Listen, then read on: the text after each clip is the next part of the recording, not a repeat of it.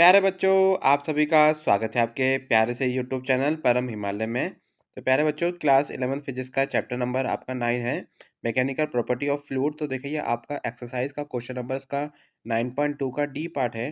तो क्वेश्चन में बेटा क्या कह रहा है, देखिए आपसे ये। तो water will detergent dissolve in it should have the small angle of contact.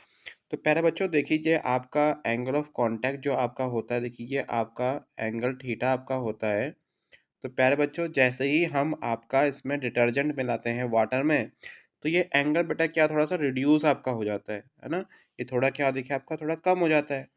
तो इसका ये डेरिवेशन पार्ट है जो आपको नहीं करना है, बस मैं आपको दिखाने के लिए आज दिखाना चाह रहा था कि जो उसमें कैपिलरी जो उसमें देखिए जो वाटर आपका राइज होगा, देखिए एक्चुअली फॉर्मूला क्या आपका है, h equal to 2t cos theta upon r rho g. तो एक्चुअली यहाँ से क्या हो रहा है कि जो आपका एच है, जो आपका एच है वो एक्चुअली किसके टाइप प्रोपोर्शनल आपका है, वो आपका है कॉस थीटा के।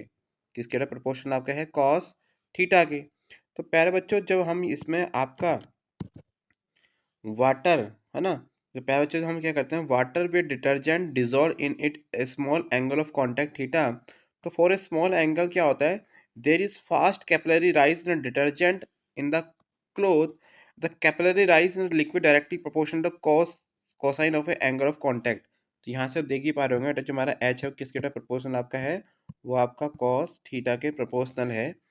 तो अगर थीटा बहुत स्मॉल होगा, अगर थीटा आपका अगर स्मॉल होता है, तो डैट केस में बेटा आपकी कॉस की वैल्यू क्या होती है, आपकी उतनी ही ज़्यादा होती है। जितना देखिए सपोज अगर कॉस थीटा, अगर थीटा की वैल्यू अगर जीरो आपकी है ना, तो बेटा आपकी आपकी कॉस जीरो की तो वैल्यू, आपकी कॉस जीरो की वैल्यू कितनी होती है, आपकी वन होती है। बेटा क्या होती है, वन होती है। अगर आपकी थीटा की वैल्यू कितनी हम पुट कर दें, 90 पुट कर दें, तो बेटा आपकी कॉस 90 कितना आपका होता है, वो आपका होता है जीरो। तो मीन्स जितना आपका मिनिमम आपका एंगल होगा, उतना ही बेटा इसकी कॉस की बेटा वैल्यू क्या होगी, इतनी ज़्यादा होगी, है ना।